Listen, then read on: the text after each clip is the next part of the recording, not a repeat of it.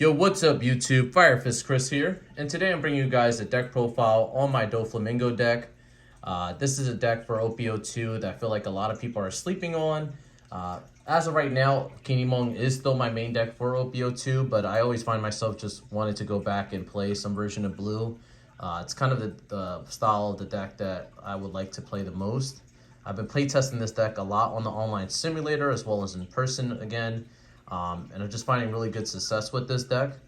And in general, I just want to give thanks to you guys for, like, commenting, and supporting the channel as of recent. I will try to get out more content. I know I haven't uploaded as of recently, but I'll try to get on more of a consistent schedule for you guys. So we'll just go ahead and get straight into the deck profile. So this is Doflamingo, if you guys don't know already. His leader ability, 2 Dawn, when attacking, you can rest 1 Dawn, reveal 1 card from the top of your deck, and if that card is a 7 Warlord of the Sea with a cost of 4 less, you can play it rested. Now, I feel like a lot of people kind of slept on this deck just because when we look back on the OP-01 meta, the issue with this deck is that it had a hard time going against Kid with the 8-drop Kid.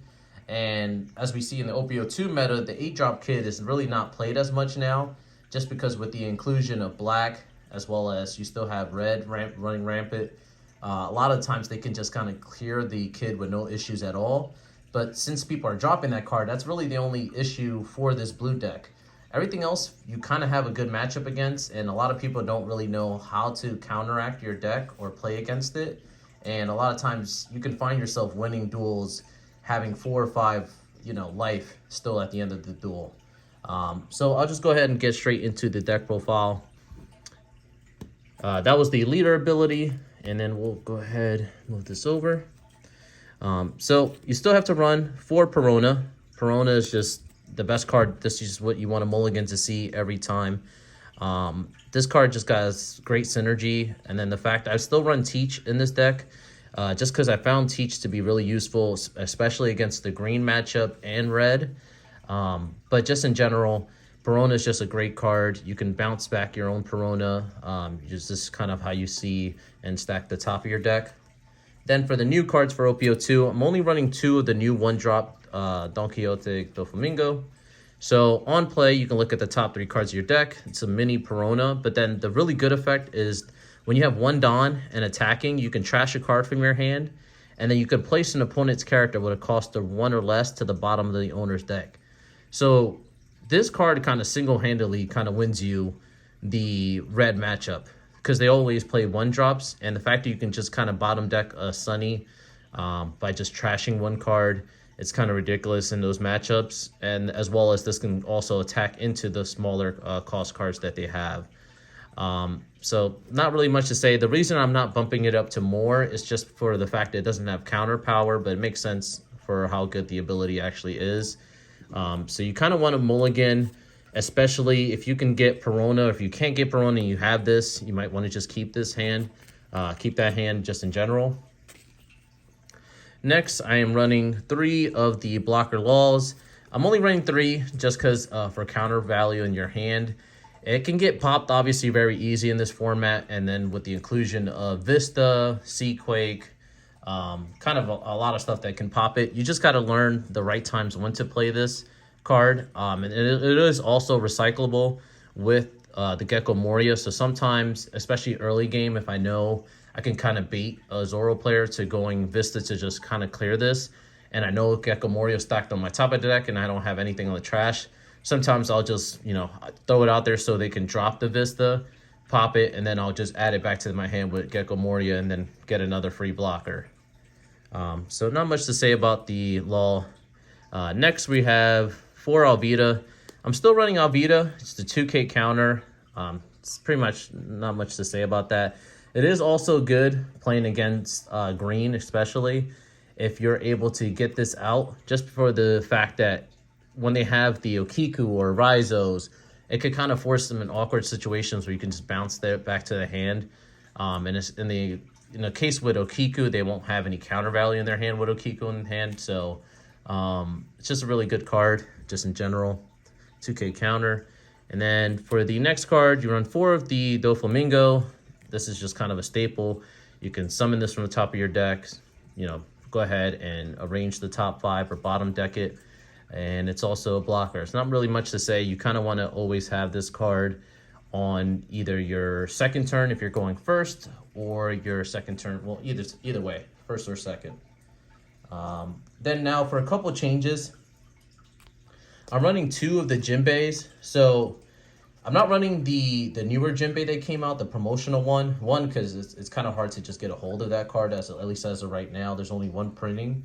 I think as the time this video goes up, it's around like $90 some. The other Jinbei, even testing it online, I probably would only run 1 or 2 copies of it. It's a good card that kind of forces your opponent in awkward situations, but I find it kind of only usually good if you're going against red or even maybe green. But you have a lot of ways to counteract that deck with this, with this current build that I'm playing. So I don't really find myself missing it too much.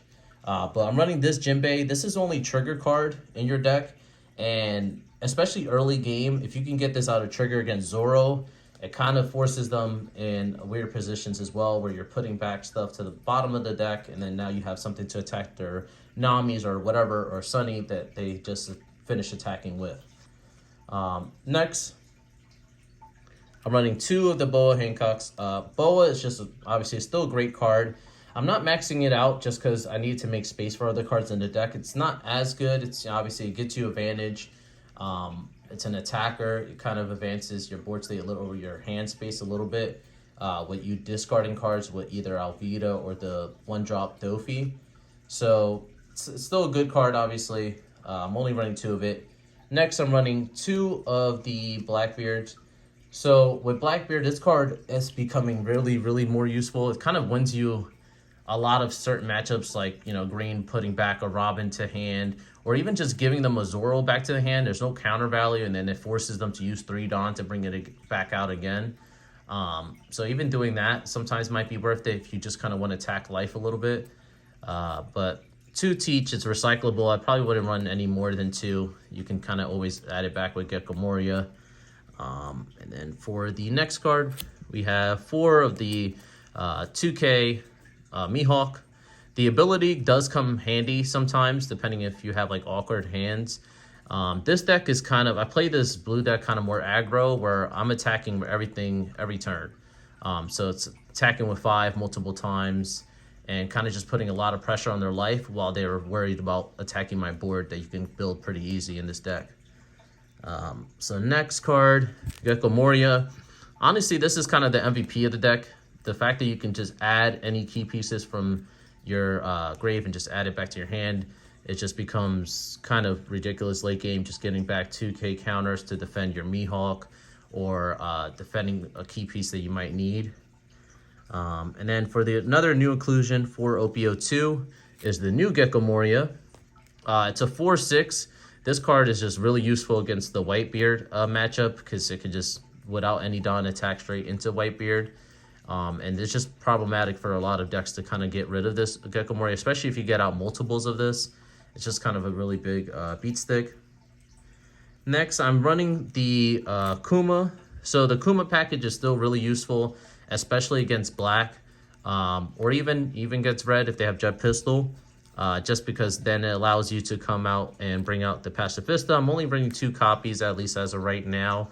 I was testing out 3, but sometimes I found this alongside with the Jinbei. It would just come sometimes while I look at the top cards in my deck, and I have 4 drops that can't even summon with my Dofi ability. So I cut it down to 2.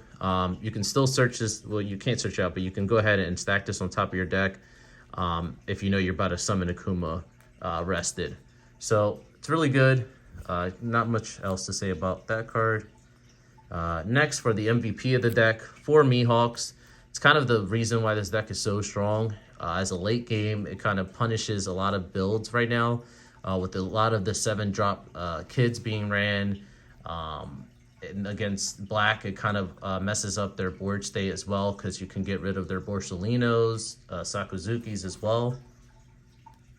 So Mihawk, not really much else to say. It's kind of your win con late game.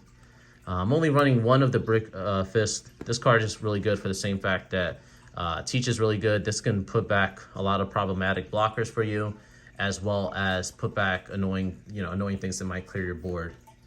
And then for the last of the event, I'm running 4 Love Mellows. It's the best event counter for blue. I was trying out a build of this deck that ran more counters like Death Wink, Gum Rain, and it was running really good in theory.